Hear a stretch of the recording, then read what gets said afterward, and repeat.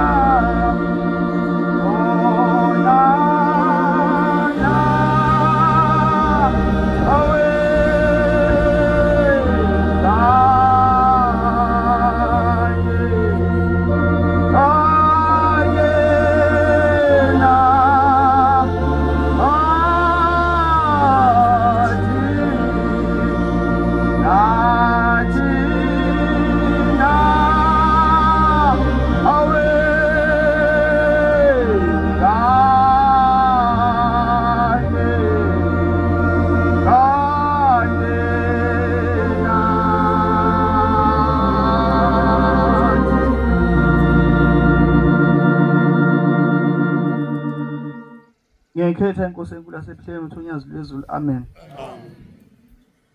Okhulumayo umphathiseni wakwamiyeza ozalwa kaNkosi iThempeli iDumsane. Ngiyazi ukuthi abaningi bayabuza ukuthi usukuma kanjani. Mhlambe umshumayeli eshilo ukuthi oyedwa eThempelini. Cha, abantwana bakaNkulunkulu ngizosukuma njengoba namhlanje ubhuti uNdondo engekho. Ngizombambela isikhala sakhe. Ngisukuma nokubingelela umkhandlu wonke wonyazi lwezulu. Amen. Ngokwendisebenzo ocela ukuthi siubheke emdletsheni ngusekela sihlalo. Ngisukuma mhlambe kulelo zinga lelo ukuthi sibheke nathi njengoba siphambili singabantwana sibancane kwesiphambi kwabo ukuthi okuncane sinakho mhlambe sikudlulisele kubo. Amen. Bantwana baNkulunkulu siyabonga abantwana bonyazi nabashakithe emdletsheni khona niphumile kalo zonke nezaphakathi kwenkonzo. Siyabonga uNkulunkulu esihlengile engozini savuka siphila silale sikade singazi noma siyovuka yini kodwa uShembu sihlengile safika phakathi kwaleli khaya siphila. Sibonga umusa nothando bantwana baNkulunkulu. Akuyona into encane ukuthi ukuvuka kuyinto enkulu. Okokuqala nje ukubonga bese sibonga nethuba esiliphiwe obaba. Bantwana baNkulunkulu nginovalo kodwa inkulumo yami izoba mfishane. Bantwana abasha njengoba silapha enkolweni kubalekile ukuthi sizazi ukuthi njengoba silapha sendaweni ephelele inqanawe le abangaphandle bayafisa ukuba la. Asingabuka okungaphandle sihalela ukuya kukho. Umuke wabhusuka la waya ngaphandle ithe one way ticket ayikho yokubuya. Ungenile phumile ngoba umuke waya ngaphandle impilo yakho umuntu omusha mawula ebandleni ufana nomentshiso osesitolo ovalelekile. Umentshiso maka wenethwa imvula awubusasebenza. Noma usebenza ucikiza ubusavutha kahle. Iphephoso thema uyakhelwa awubusayifeza. Njengoba nathi silapha abantwana baNkulunkulu abazali bethu bezizalile basikhulisa basifaka phansi kwalenkolo. Kufanele sibabonge. Uye nje kumzala wakho ngolunye usuku uthi mama ngiyabonga. Wokubuke uyiqhathanise nabantu abangekho phakathi kwalenkonzo ubuke ngaphandle impilo abayiphilayo. Impilo yobumnandi inesikhathi esifishane iyashesha ukuphela. Kodwa eyalapha eNazaretha eyalapha ekhaya eBhleni bonyazi lwezulu inesikhathi eside. Uma ungakubuka abashumayeli sekunabashumayeli abadala bakhula phakathi kwalenkonzo impilo yabo inde naba nogogo ngaphesheya. Asikhulekeni ukuthi bantwana bonyazi thina sibancane sifisa ukukhula sifane nomama ngaphesheya. Makhosazana umkhuleko esucelayo kini nathi insizwa ukuthi insizwa sifane nobhuti okaZungu ayifaki nansuku eklass. Nawe ntombi ngapha ngenhla Nkosazana yakithi ukhuleka umthandazo wakho ukuthi abazali bakho benzele indaba enhle. Uthi ngawe emazweni akini kuthiwa indaba enkulu uyaphuma umntana wakasibanibani uphuma ngenansuku uyoshada kwabani. Ilelo phupho engilicela ukuthi sibe nalo ngaphakathi. Nathi insizwa zakithi sibe nephupho singaswenki ngaphandle kepha nasemakhaya siswenke nangaphakathi ukholo lingene kithi. Singagcini ngokufuna ukuduma emazweni ukuthiwa nje ngoba de silapha usibanibani ushaya 1000 othandweni kepha inkonzo yokunikela ekhaya ingekho. Sengathi insizwa njengoba sila emakhaya siswenkile sifaka amasuthu safaka amabheshu. Inkonzo yethu bingaqala emakhaya sishiye emakhaya kukuhle. Kungenzeka ukuthi usibanibani ebatshaze esontweni. Futhi usibanibani uyahlonipha kodwa ekhaya akahloniphi. Ekhaya abazali abaphendula. Siyacela ukuthi bazali bethu nisikhulekise. Sibe nenhlonipho ngaphansi ngoba esikubona kwenzeka ngaphandle kuyingozi. Kwathi kuJuly ngomnyaka sengihlala phansi. Khona omnye insizwa lapha eNanda ebinhle kakhulu lento yokuspina imoto. Yaphuma enkonzweni yasekuseni, yasonto yasekuseni, yahamba lasemini wafika bayidubula ngaphandle. Yabhalekela inqanawe yabona ngaphandle kumnandi kanti lokhu umnandi ekubonayo ikhona kuyothatha impilo yayo. Uma besingahlala nathi la sibekezele kunzima, yebo kunzima. Ngoba silapha khona oyibona impumelelo ukuthi uma kungaye kumkhulu usibanibani uma gejageja ngicaba impumelelo ngizoyithola. Into ethi izonginika amandla. Kodwa lokho kuphumelela leyo mpumelelo izohlala isikhathi esincane kuwe. Ngeke ihambe ibanga elide. Kodwa masihlalile kushembe kuzokwenzeka uhlupheke emhlabeni. Thola ukuthi wena impumelelo yakho ayikho la. Ileko elizayo. Uwena uyomukela abantwana bakaNkulunkulu uyohlala esandleni sobunene ezulwini. Thothe emhlabeni ubudalela ukuthi ukuthwale kanzima uqeqeshele kubumnandi obukhona ngale welizayo. Kwesinye isikhathi lobumzima obukhona emhlabeni fanele sikumukele kodwa sithandaza ukuthi shembe. Sicela usize abazali bethu abakwazile ukwenza emakhaya. Siqhubeke kukho singahluleki. sengihlala phansi umkhuleko wethu engucela ukuthi siwuthandaze bantwana baNkulunkulu sizingane inhlonipho ibalekile inhlonipho iqala ekhaya bese uye esikoleni okwasekhaya ukubambe kakhulu ungathathi lokho okunikwa abangane esikoleni ngoba khona isikhathi esiningi yalahlisa Nkosi buseni kuzwini izwi ezinyamazane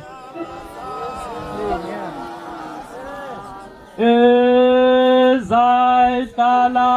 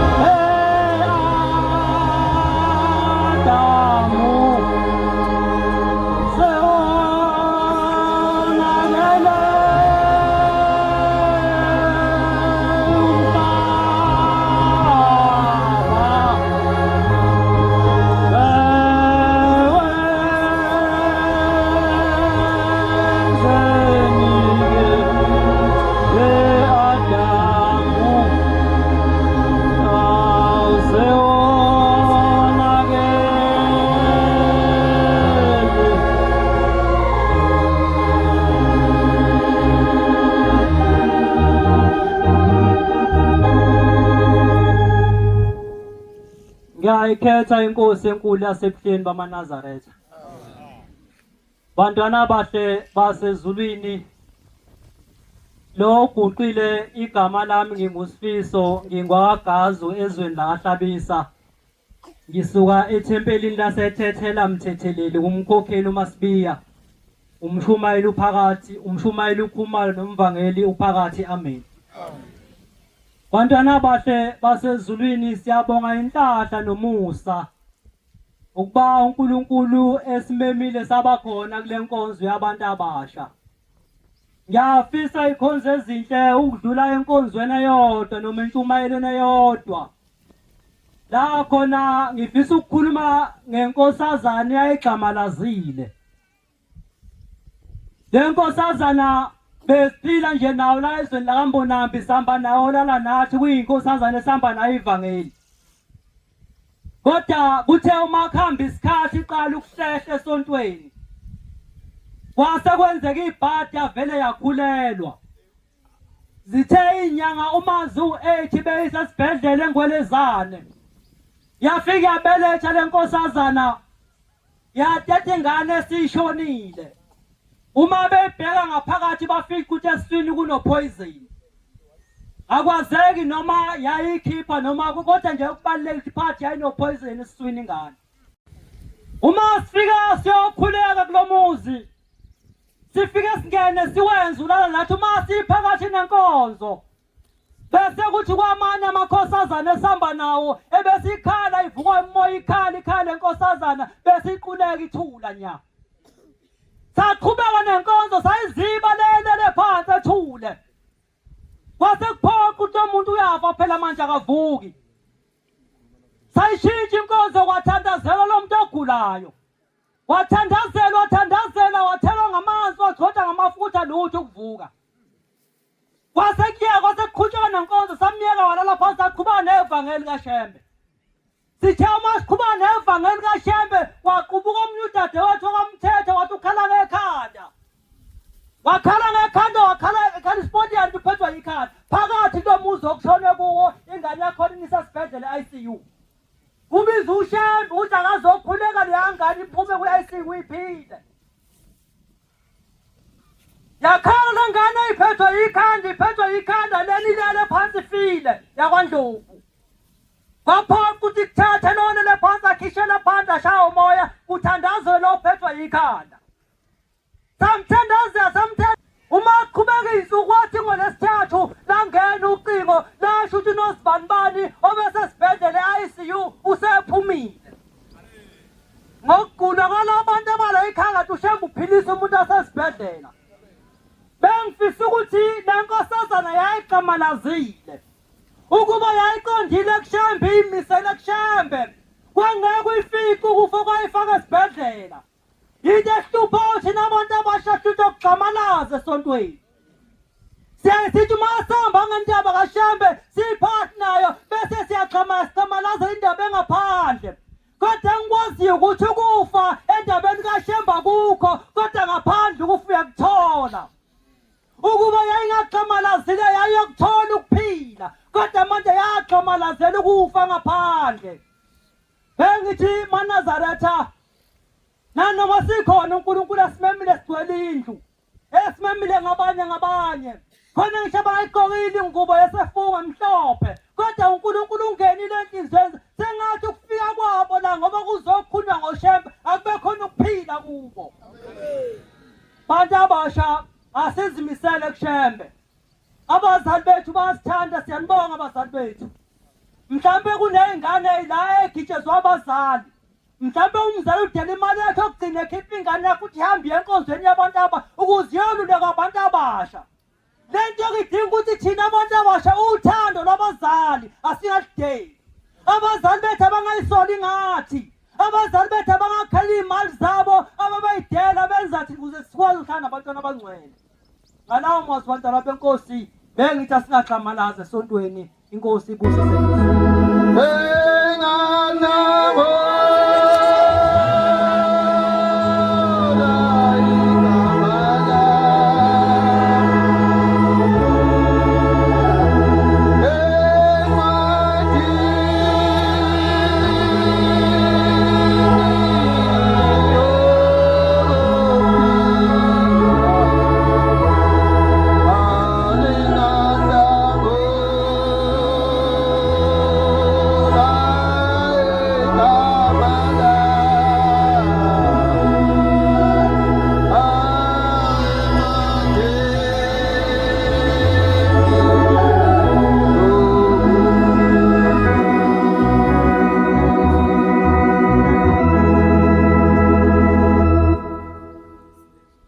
ngiyayikhetha inkosi yaseBhlema wesinyazi wezulu. Amen. Oguqile ulwazi wakaZungu ophuma eBambanani Thempeli ngaphansi kwaMshumayeli uDlamini. Siyabonga ithuba sesiliphiwe ubaba singabantwana abancane kwasifakaze ngaloShembe. Ngenye imini masizwa obaba badala mabekhuluma thiwa yake yathi inkosi yesibili langaphuma Scott nabo lothala bahangula. Thiwa yake yathi uma umNazaretha noma ungakwenza ukuthanda kwakho kuleli bandla uma uzizwa ngathi wena ufanele ukuphatha umuzi esandla sakho umthetho lebandla ungaliphathi ungawuphathi ngesandla sakho yokufa nokufa uphathe kukulungele futhi lokho Uma uzizwa ngathi uma umNazaretha uyinhlasutha leli bandla noma inkosazane wena ufanele ukuba uphuza utshwala uthi ukwenze lokho kukulungele. Uthi kodwa khona isikhathi esifikayo ngeinsuku zokugcina lapho inyama esihlwe nomphefumulo ususethuneni. Uthi thina abashembe siyakwazi ukuthatha umphefumulo wakho subuyisele enyameni impezi nentuthwane kudle uzwa. Thiwa akayenzeka indaba enjalo emzini waseMambatheni. Bagula umame ngokugula kwamphatha insukwana wayeseyadlula emhlabeni. Uthema esedlule emhlabeni lo mama kwasekufika indoda emzini wakoShandu yayisifika ikhuleka le ndoda eyithi boShandu sikhulekile wayesephuma uShandu wayeseyamkela wayesebuthi ngakusiza ngani. Yayisithi le ndoda njengoba ilapha Shandu ngithunyiwe inkosi yesibili lapho masikhosi nabalosole abahangulwa ukuthi angize lapha kuwe Shandu ngizokutshela ukuthi njengoba umkakhe ahambe emhlabeni enenyanga eziwu9 ehambile emhlabeni uthi wahamba emhlabeni ezithwele ubuphelele media uthi ngakho Shandu njengoba ahambe ezithwele umntwana usemtetile khona ethuneni. Uthi usemtetile khona umntwana ethuneni ngakho Shandu hamba uyobiza amadoda kuyombiwa ithuna ngoba ukhona umntwana ethuneni uyaphila. Kayangazeka le ndaba izothiwana eMambatheni. Wayesehamba uShandu ithatha le ndaba eyisa konkosi. Wayesefika konkosi waseyibika njengoba injalo yathi inkosi akubizwa amadoda kuhanje kuyombiwa umkambatha ethuneni. Nangampela wambiwa nangampela wayesephuma umntwana khona ethuneni ephila ngezi kwaNkulunkulu owushembe maNazaretha. Kasinale linithemba ngaphandle kwashembe. Noma sithandaza sicela ukuba ushembe asikhumbule. Inkosi ufuna ukuzwile. Ngivusa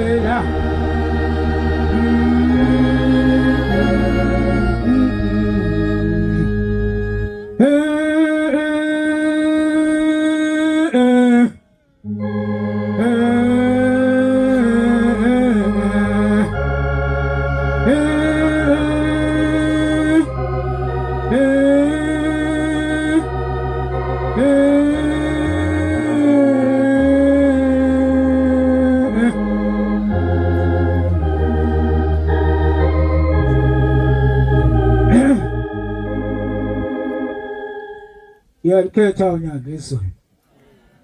Ngiyacela uShembe angiphe amagama amabili namathathu. Ngiyabonga kuShembe ukuthi ukhonile kungimema lapha emzini waseThandizitha. Lona okhulumayo umfana wanyoko kuthiwa uNzuzo. Besikujulayi. Ithi inkosazana yaqala ngesathu lokuqala. Ithi awuvumelekile inkosazane iqome ngaphandle. Awuvumelekile inkosazane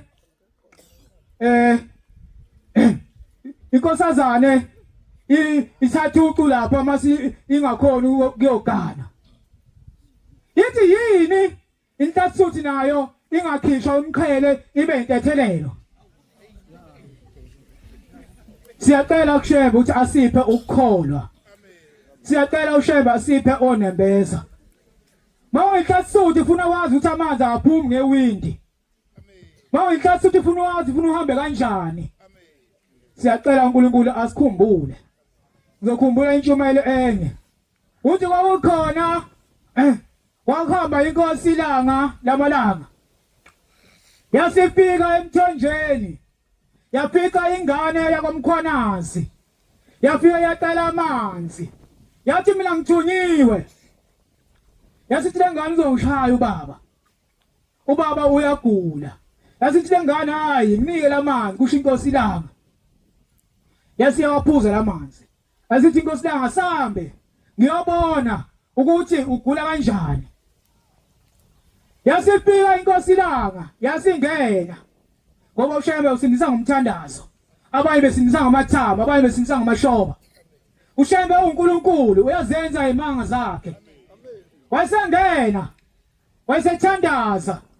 Wasethi busana amanzi. Wasethi busana amafutha. Wasewabusisa amafutha. Waseyamgcoba. Wasekuyaphela. Wasethi lo baba wamkhwanazi ngingabonga ngani. Wasekhuluma nobaba wasemambatheni. Wathi baba wasemambatheni ngicela ungibolekele inkomo. Ngizayikhokha. Wayithatha inkomo baba wamkhwanazi. Wathi nika inkosi ilanga. Inkomo yasikhuluma. Yathi mina ngitshontshiwe. Yathi inkosi ilanga mina ngithatha inkomo yontshontshwa. Ngiyacela ushemba akhumbule abasekhaya umala. Ngiyacela ushembe akhumbule abakithi. Ngiyacela ushembe angivule amehlo, angivule umqondo. Nkosi buseni kuzwini. Yego igeni wethu kulelizwe. Lizwe lase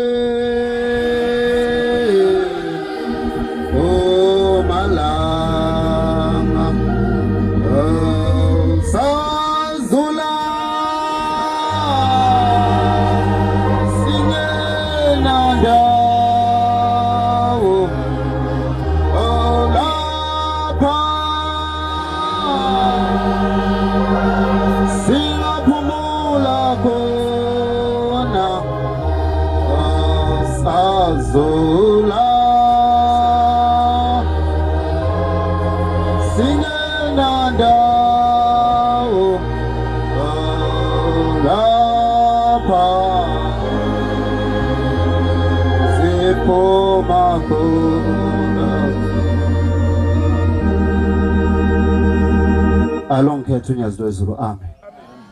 Cela ukuthatha leli thuba ngibingelele ehlalweni zonyazi lwezulu. Bese ngibingelele ihamende yonke yonyazi amen. Cela ukuthatha leli thuba ngiqale ngibonge kubaba uMshumayeli ngokusipha leli thuba lokuba sibongele. Lolo suku lwethu olukhulu lwentsha la sizoyalwa khona. Ngiyacela ukuthi inkosi zibe nathi.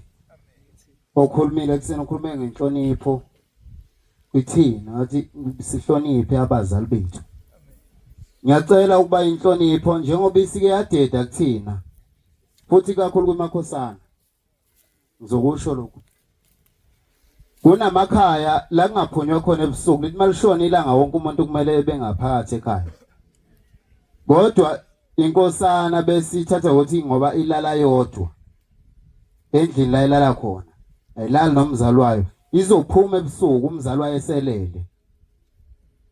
Ngiyacela ushembe ukuthi ihlale ngakuthini. Ngoba ebusuku ziningi ingozi ezenzala ebusuku kulelo. Ushembe mangabe silele emakhaya uyafika ezosivikela. Mangabe uthandaza uthi lala nathi namhlanje.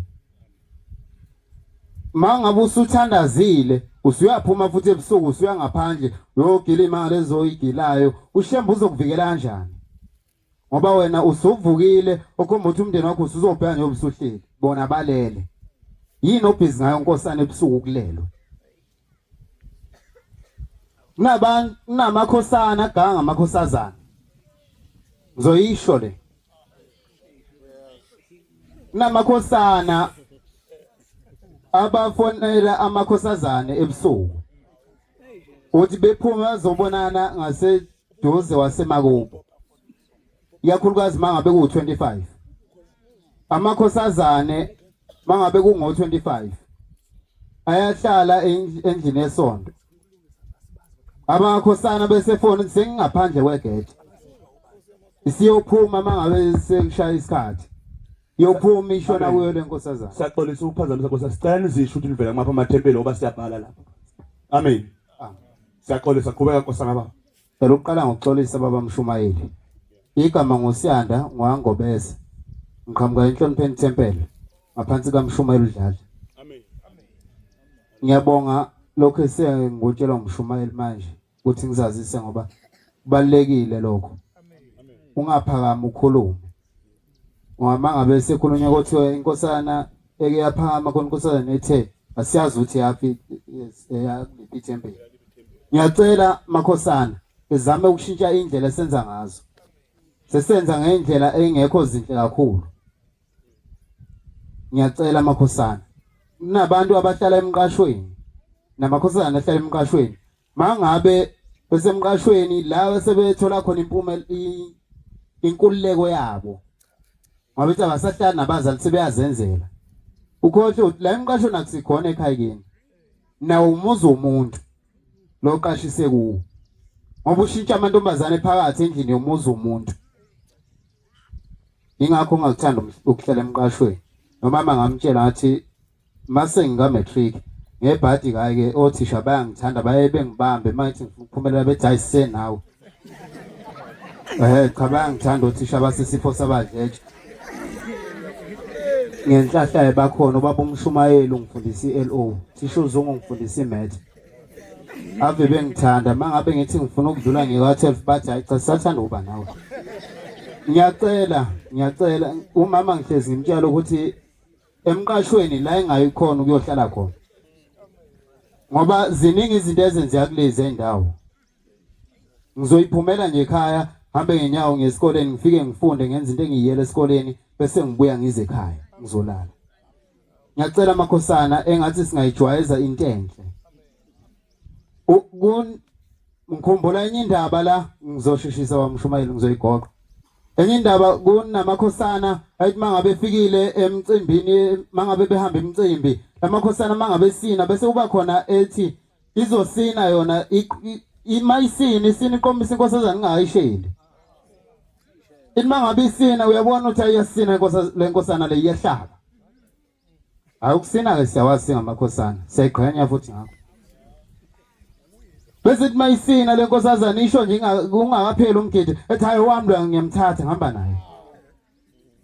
Mangabe lenkosana isiphuma kulayini seqede ukusina isiyoshela iqondane nayo ibe nenhlahla inkosazana nayo bese iyajabula. Bese lenkosazane iqome lenkosana belale nayo ehlukane nayo. Phinde kube neminye imicimbi ithola amanye amakhosazane ilale nawo kwathi sekufika esigabeni sokuba iganwe yaganwa kahle iganwa inkosazane yasifika kuNkulunkulu kwafika isikhathi la engabatholi khona abantwana yasifika uNkulunkulu yathi baba ngicacela impela inkosazane kodwa sinenkinga abantwana sibatholi. Yathi inkosi usuke uganelwe kangaki. Yathi ngiyaqala. Yathi inkosi awuqala uganwa namakhosikazi awu7. Leyo naye kuyimanje owes8. Nkosana yobuNazaretha. Siyacela siyeke izinto ezimbi ezizenzayo. Ngoba asihluphe thina sihluphekisa obaba bethu. Okuyibona kufanele bethathe inkomo zabo behambe beyohlawula amacala ethu eswenza ngaphandle. Ngiyacela makhosazane nani niphathe kahle. Ngathi mangabe kuyimicimbi hambe nibhikela amakhosana inkosi busene kuzule amen.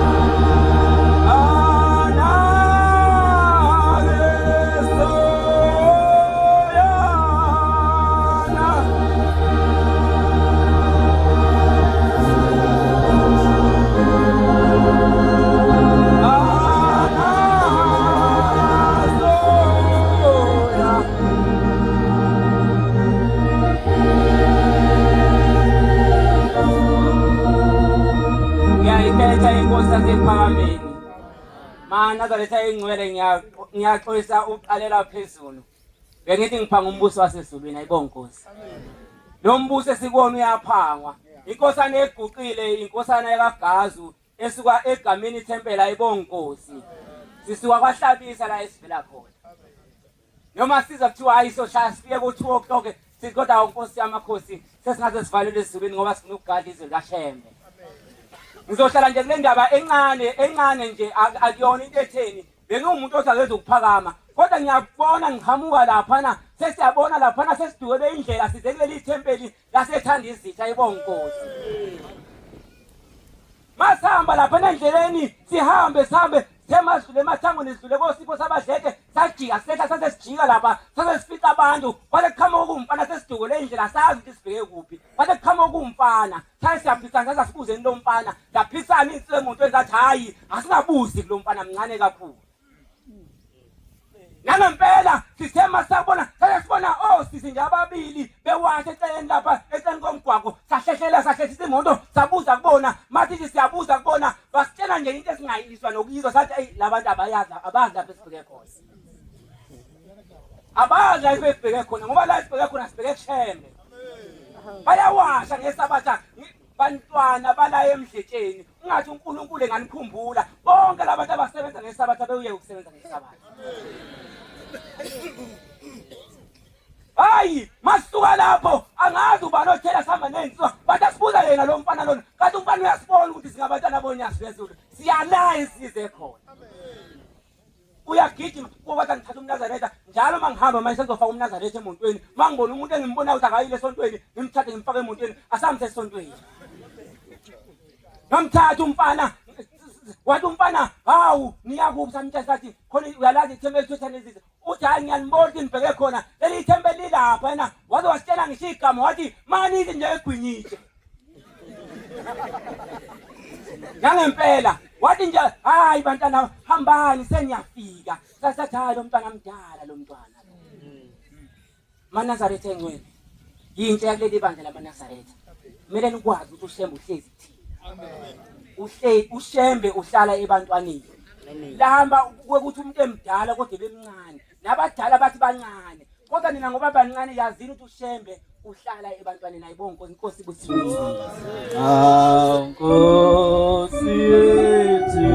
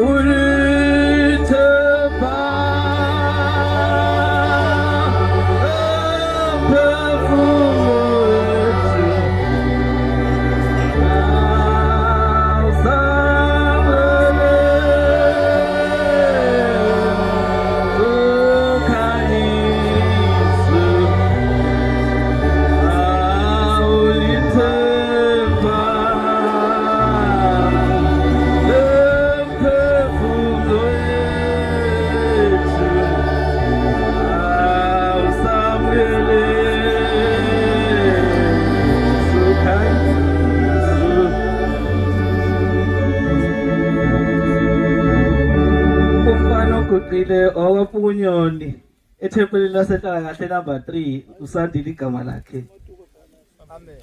Bantwana baNkulunkulu sengiphakamela ibranch yakithi eMtubatuba naze kuthiwe awu kanti nathi lapha sithume umnqolo yini ezinsizweni zasemdletsheni.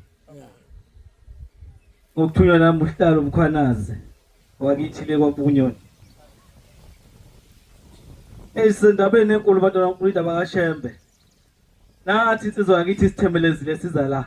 Thina ke sesiqhamuka ngetiyela safica iroadblock. Siqhamuka ngala ngo-N2. Sithi nje sesidlule komfekayo safica kunamathraga ashayisene. Sasithathe enye indlela sibheka lezi. Safica zonke imoto sezibambe wonke lo gravel zadla amalelo amabili. Sase siyajika sathembeleza bantwana baNkulunkulu ngenxa yothando. Sesiqhamuka ngohlabisa. Ashoshoba njalo sasofika la. Sihamba ngalo uthando likaShembe bantwana benkosi. ngonyaka ka 2023 siyaxoxa umhla ka 28 ebusuku sehamba siya kuJuly sofike sonke ebese siyagida sihamba nomakoti wasekhaya uma ngilele ebusuku kuzovuka kube yisabatha ngomhla ka 29 2023 kuJuly ngibona inkosi yamaNazaretha ithi kimi sizobonana avuka ngithukile abantu uNkulunkulu ngijuluke ngithi makoti ngiyahamba namhlanje uthi ngizobuya kodwa ethukile makoti angiyena umuntu obonayo abantu uNkulunkulu nami ngethuka kakhulu ngathi uShebe useyangithatha ngaxoxa nje labasoku somgidi konke kodwa khona ngisabuyi ngiyabona uShebe mase sobonana ngibone kahle phela unyazi ukuthi sobonana ukhona indawo ezithu lapha ngaphesheya ufakazi wale ndaba ngithi xoxa faka amaguza ami kodwa nje uShembe uthe sobonana dumale naye umntwana umuntu bese siyasuka suke ngomnyama sikuthi uze sihambe semzini oyingcwele abantu uNkulunkulu sifike sonke kuse ngakusasa sihambe siyochitha umgidi insizwe zakithi kuyagidwa kuleli bandla sihambe sesikoshini lalingashisi lalibasa abantu uNkulunkulu egcawini ezintsha sifike sigide ngithe uma inkosi ifika phezulu isizobusisa yathi qeda nje ukuphakamisa isandla ithi inkosi sibusise batana baNkulunkulu ngezwe into engathi yangishaya la ngangazi nabantu ukuthi sengenokufa uma ingishaya lento sa stroke lapha ngemuva into yafika kimi ukuthi ilanga beshisa kakhulu mhlawumbe ngithe bangigida nami ngibona insizwa iphakama nami ngaphakama ngamandla mhlawumbe kwakhuphuka nenyongo ngithi insizwe sihamba nayo kaMayisa ngithi khona into engibambayo ingishaya lapha ngemuva sa stroke ngizwe ngathi amehlo ayavaleka kubamnyama ngithi ngabe senginoshukela inkosi ibisivulelwe indlela yehle ishone ezantsi silandele sisho insizwa zakuleli bandla singehlelwe isisindo zezono zami lezo zabazali bami mina kusasho-ke ngihamba ngincika ngey'nsizwa ngehla njalo zingijekile insizwa kuthiwa uzakhele yangapha emnothweni sengijekweni yakwaMayisa sehle njalo shona phansi sesiye emzini wenkosi siyothandaza bese siyabuya angifikanga ngangilokhu ngijekiwe ngehla njalo behla nami uma ngifika sengiyagijima abantwana benkosi uma ngifika ngasemasangweni enkosi siyophumela sithempelini ezantsi angifikanga nakhona lapho sengabe bengihudula wabe sengibonwa ubaba umshumayeli ukhumalo lo wesigubhu wathi akeze kimi lo mfana ngiyambona ungathi uyafa wafike wangihloma amaphilisi lawa bomvu ekhanda ngimtshela ukuthi lento ngishaya ngapha ngathi ngishawa istroke ebone ukuthi naye kubi ephume enhlanhlathe ngaphandle uphinde bengidonsa bethi ayimdonsele lo muntu nawe uyaphela uphelelana mdonseleni imise ngasesangweni lokuzana lomuzi wenkosi uma bengibeka nje ngiqondane nokuthi ubaba uNdimande oshayela imoto yenkosi usehambisa okhiye ngaphakathi bethe Ndimande kuyonakala kule nsizwa le Ndimande ngisaphuthumisa okhiye ngaphakathi kodwa ngizothi mangiphuma bese ngizozama indlela ukuthi engene ngoba akatshelwe isimo uyayibonela naye ukuthi konakele batana baNkulunkulu uShembe uNkulunkulu uma sengingaphakathi babengidlulisa nje ngathi ngifika phakathi intombi sezolalisa lokhu ngidluliswa nje kubona ukuthi ayisekho indaba la amehla asejikile kwasho nje leligama nawo laziyo kwangathi khona into esukayo kumina angazi ukuthi kuphi lokho kubonana kodwa inkosi busenikuzwile amen Ubuphelele Media.